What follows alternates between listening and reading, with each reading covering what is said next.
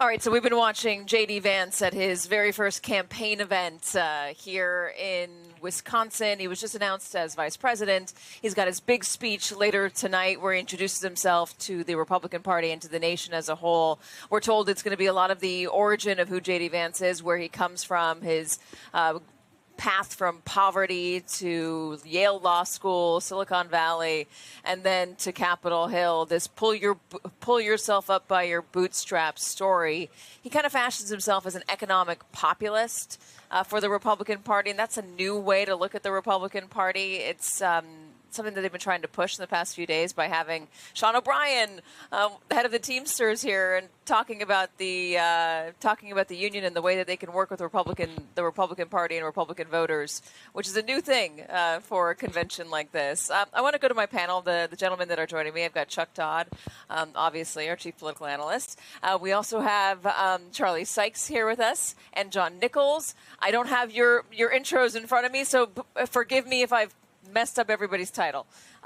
Let's talk about J.D. Vance. Chuck, he's definitely trying to do something different for the Republican Party, at least the traditional Republican Party, more in line with the Donald Trump future vision of things, I guess?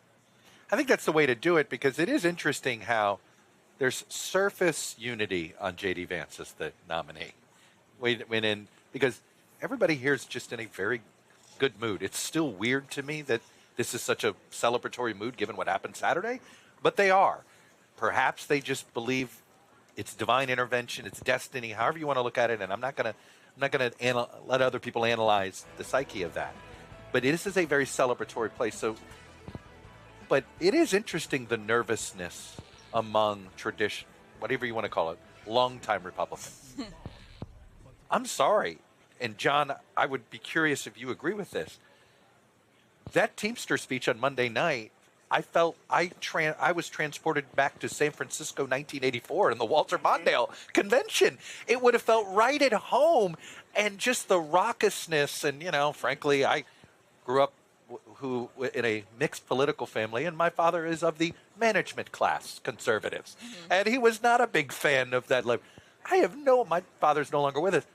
My father would be waking up going, wait, the Republicans want tariffs?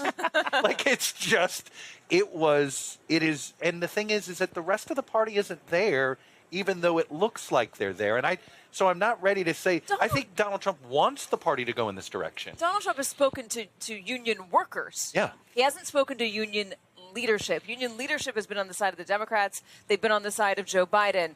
Sean O'Brien, not. I mean, member of the team or head of the Teamsters, him showing up here, he's not saying he's endorsing Donald Trump, but he did make a mention. Katie, the Teamsters has a history, yes, of playing both parties. Yes, exactly. They've been more effective in that sense, It's frankly, not UAW. than any other union. No, it's not. It's not the more traditional union support, but it is still notable for him to show up here and to mention J.D. Vance, even before J.D. Vance was the VP nominee. In a relatively positive sense. It is very interesting. Look, what Sean O'Brien did is something that has angered some of his union allies, angered many Democrats, but he actually did a very practical thing as a union president. No matter who the Teamsters endorse, no matter where they come down, and it's important to note that Sean O'Brien has said in recent interviews that Joe Biden's one of the best presidents, maybe the best president ever for labor. So whoever they endorse, separate and apart from this, Sean O'Brien wanted to come before a Republican convention, and he wanted to lay it out.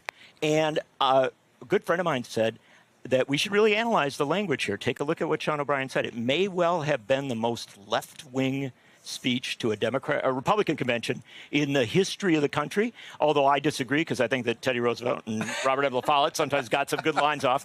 But this is the important thing.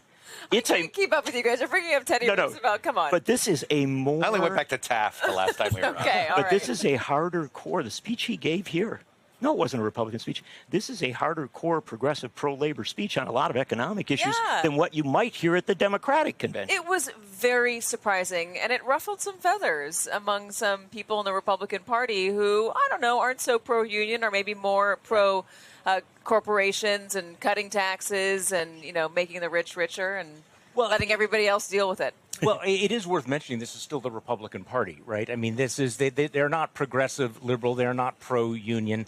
And what you're seeing here that you mentioned, Chuck, is that there's this surface unity and everybody's in a very good mood, but this is a very wrenching change for the Republican Party. I mean, J.D. Vance is one of the most radical isolationists in the country. He is one of the bitterest opponents of aid to Ukraine.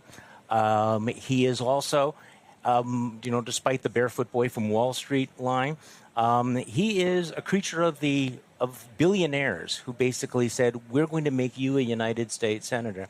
So there is this tension where you have this party, which is really enthralled to, and I'm surprised you didn't use the word, the sort of the billionaire oligarchy here. So I'm the man of the people. But I am also going to be supporting trade policies that are massive tax increases on the middle class. And plus, I represent a really very different vision of this. Now, again, the country club Republicans, or the establishment Republicans, or the business class Republicans are watching all of this. And like they have for the last 8 years, they're thinking, but we can control this. Don't worry, we have this. But it's not clear because this is a convention where I think it's got to be dawning on many of the traditional Republicans, even the Nikki Haley's of the world, that maybe they were the Whigs. Since we're doing this, you're going way back. That in fact this is a party that has abandoning free markets, it is abandoning internationalism, and it is repudiating Reaganism, and we're seeing this in just a very short period of time. Go ahead, John. Can I just tell you a quick J.D. Vance story? Go ahead. He is going to present himself tonight as a champion of working people. I promise you that, just as it was set up and it's going to go. I encourage you to find the clip of when J.D. Vance showed up on the picket line for the UAW in Toledo last fall. And it happened that, luckily for him, so too did Marcy Kaptur, the longtime pro-labor congresswoman from the district. And she came there, and J.D. Vance comes over, shakes her hand. He's running for the Senate there, or he had just become senator. And she goes, first time on a UAW picket line? And it was like, nobody shuts it down like Marcy Kaptur. But I'm going to tell you, this becomes the complexity of J.D. Vance because he believes he can go show up on that picket line the first time, and it may work.